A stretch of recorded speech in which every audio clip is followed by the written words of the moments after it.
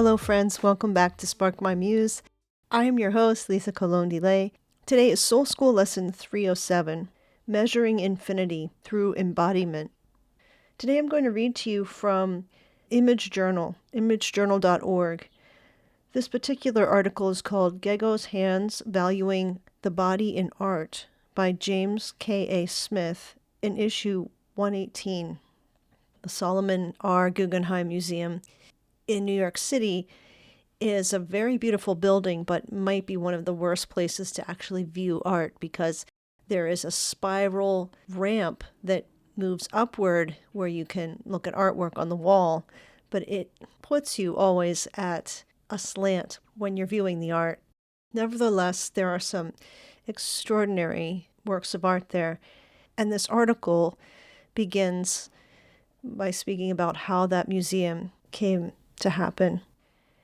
Smith writes, "The museum that bears Solomon R. Guggenheim's name was the vision of a little-known painter named Hilla von Rebe. While painting his portrait in 1928, Rebe convinced Guggenheim to collect abstract art and then eventually to build a museum to house it. Except she didn't describe the building as a museum. Instead, she imagined it as, quote, a temple of non-representation and reverence. The spiritual language was intentional. For Rebe, art was a portal to a higher plane of consciousness. Given this spiritualist impulse, Frank Lloyd Wright was the obvious commission, and when he convened the fabled ramp that spirals up the rotunda, climbing towards the light of the oculus at the top, he was realizing a dream of Rebe's, her conviction, as Julia Voss summarizes, quote, that non-objective painting could free the viewer from the material plane and lead to higher forms of consciousness, unquote. Fittingly, this place has been the site of generation-defining exhibits that in particular have reframed and revivified the work of the 20th century women whose ambitions and accomplishments resonate with Wright's. The 2017 Agnes Martin retrospective comes to mind, as well as the 2019 Hilma of Klint show, after which her intensely spiritual abstractions exploded into public consciousness a century late. This summer I experienced another one of these monumental shows, Gego, Measuring Infinity. Born Gertrude Goldschmidt, Gego escaped Hitler's Germany in 1939 for Venezuela and adopted home the Jewish refugee never left. Drawing on her technical education, she worked as a freelance architect in Caracas for a decade before venturing into a life of art marking. The Guggenheim exhibit gathers her earliest work from the 50s through her latest creations of the early 1990s. Gego is best known for uncanny works in wire and steel that are somehow at once mechanistic and organic. We sense something geometric, but a refusal to follow Euclid's rules. Gego is working with her own geometry. She is, in a way, drawing lines in 3 dimensions. Empty space is integral to these creations, as any shape created by the forms. Much of the work is suspended from the ceiling, and gravity becomes a co-creator, the artist dancing with the constraint that makes things possible. I found myself absorbed in the shadows cast by these creations.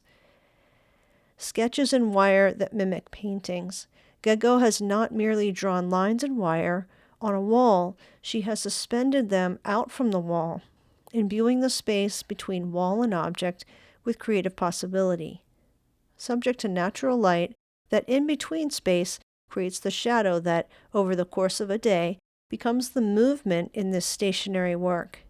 Shadow is now experienced not as absence of light, but as the artwork's imprint on the world in a dance with the sun. Here shadow is an active presence. Gego's dibujos sin papel frame nothing and project shadows, and yet both feel imbued with a fullness and presence. Her lines are like weather vanes that catch invisible winds. While Gego's work changes, Her project was consistent, quote, to work with emptiness, unquote, as she later wrote.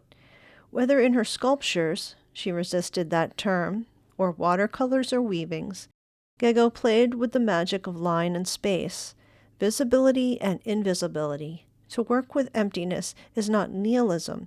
It is a mystical posture that appreciates the pregnancy of air and the fecundancy of silence. This is art in an apophatic mode, where negation is in service of a plentitude beyond naming. The empty space makes room for the ineffable that can only be felt. Within these frames, emptiness becomes its own mysterious presence. As you move up the rotunda's ramp, you traverse Gego's life, ascending toward the end. As you climb, Gego is aging. The bold, ambitious works in iron and steel from the 1960s and 70s give way in the 1980s to her smaller but remarkable dibujos sin papel and deft, delicate watercolors that also play with absence. Her latest works, tejederas, weavings, abandon steel and wire altogether for textiles, paper, remnants of photographs, and scraps at hand in her studio, woven together in what Tanya Barson calls an aesthetics of the residual. I realized upon reflection that each stage of this career is a measure of what Gego's hands could do. Her ambition to, quote, measure infinity and plumb the resonant depths of nothingness never changes, only what she can lay her hands on and manipulate. For her whole life, Catherine Day Zellger observes, Gego's hands do the thinking. In this final tejederas, portable forms of weaving that echo indigenous handcraft suggest that we can see, quote, not only the fragility of the aging body, but also the precariousness of exile, unquote. The elder Gego can no longer build monumental works like her early work, called reticularia, in the vast architectural spaces, works that required her to bend heavy-gauge wire and weld iron. But her hands can still weave lighter materials whose warp and weft plays with color and light, presence and absence, nothingness and the geometry of wonder. As Images Editor-in-Chief, I have over the past several years been inspired by the occasional criticism of the visual art in our pages. A Minority Report, the critic is rooted in a founding aspect of our mission and vision, what we've described variously as our commitment to religious humanism or incarnational humanism. This conviction, the critics argue, should find expression in a celebration of art that honors and attends to the mystery of the human form. This is not, to its credit, an argument for realism or narrowly representationalist approaches. The critics are not vying to enshrine a particular style or school, but they argue visual art nourished by incarnational humanism will be figural, enchanted by the human body. As our pages have made more and more room for abstraction and conceptual art, the critics worry that our commitment to humanism is waning. I understand the concern, even if I think it's mistaken, but I have little energy for polemics. Don't expect a defense. I am, in my creeping old age, a lumper rather than a splitter. I am not here to make a disjunctive case for this rather than that, or only this. I am a practitioner of conjunction, also this, and including that. Let many flowers bloom. I agree that our incarnational humanism should find expression in the commitment to art that grapples with and honors our embodiment. My only retort to the critics is simply this: picturing bodies is not the only way to take the body seriously in art. Indeed, even the most abstract and conceptual art can bear the imprints of the human body in ways that are tactile, haptic, visceral, and incarnate. No one has taught me more about this than poet and essayist Molly McCulley Brown. In her stunning collection of essays, Places I've Taken My Body, Brown's voice bears the marks of her own embodiment as she navigates a world that isn't primed to welcome somebody with cerebral palsy. Surprisingly at times, Brown's own body is the focus, the subject matter, but I would argue that Brown's body is present in her voice.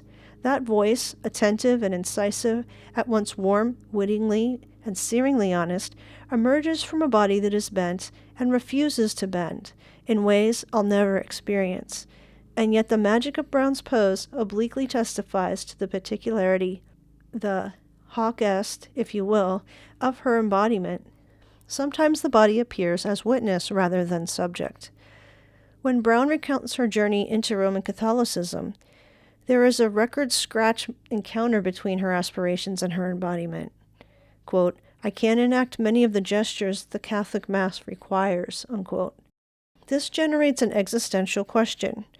Quote, "Is it absurd to adhere to a religion whose central rituals my body won't let me perform?" Unquote. But this same faith, she realizes, accords centrality of the suffering body of Christ. While listening to a homily one week, she glimpses afresh, quote, "the bent body of Christ on the cross," unquote.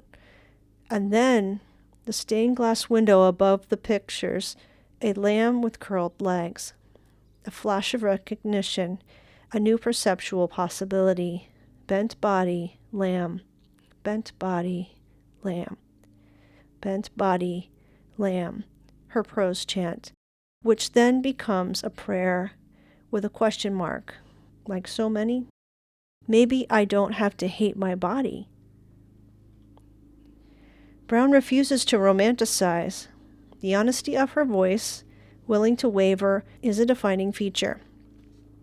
The truth is, she later writes, mostly I don't want a different life or even a different body. She reaches a, quote, brokered peace, unquote. Quote, "This body, as complicated as it is, gave me rapt attention. It gave me empathy and maturity. It gave me discipline and poetry, and enough hurt and strangeness to need it. The body that gives poetry, the body that picks up the brush or tackles the clay or sets its hand to write a poem. If at Image Journal our imagination is nourished by God incarnate, we are also nourished by a body given. The art we curate and celebrate in our pages is art that takes the human body seriously, even if it is not always pictured. Maybe especially as art that bears the marks of bodies bent, but creative, wounded, yet making." And so, now when I hear from these critics, I think of Gego's hands, on those upper echelons of the rotunda ramp closer to the light streaming through the oculus. I'm looking at her tejederas. They are smaller, lighter, scaled to what her ailing hands could accomplish, and yet they are audacious and unanticipated. These hands have a memory. Every once in a while, the echoes of her sprawling reticulareas are manifest in these weavings. But this is not nostalgia for what she used to be able to do. Gego is showing us how her newest work rhymes with what she's been doing all her life. The tejederas, Tanya Larson comments, are the final expression of what Gego called the multidimensional chess game, which she played throughout her life as an artist. The hands that could bend all that wire and weld that iron and grapple with gravity in hanging those installations are the hands that now weave fabric and paper, still playing with the dynamics of hiddenness and revelation. Here, too, in the abstraction of these singular weavings, is the body, beautiful if bent, bending what it can to continue the endless endeavor of measuring infinity.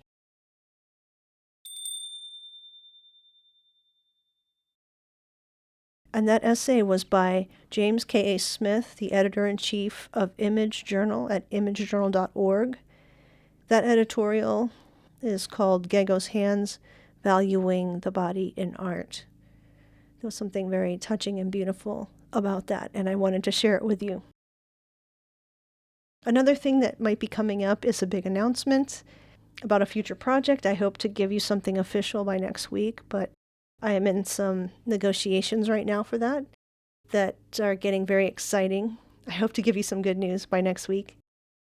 If you'd like to be up on the latest news, being a supporter is a great way to do that. When you contribute $1 a month at patreon.com/sparkmymuse, or you contribute at the Substack that I have, you subscribe there, or just a one-time gift once in a while, you get on a list where I will update you on all that's happening and all the exciting news that's coming. If you enjoy Spark My Muse and its many iterations, there's always a variety of things happening, a variety of authors being interviewed and things happening. Share it with your friends and share it with your family. I always appreciate that so much. And I also enjoy when people reach out and tell me what they enjoyed or tell me something insightful that they learned. I never know whose ears hear these episodes and what sort of impact they ever make unless somebody reaches out and lets me know. I wish you God's blessing and peace until we meet again.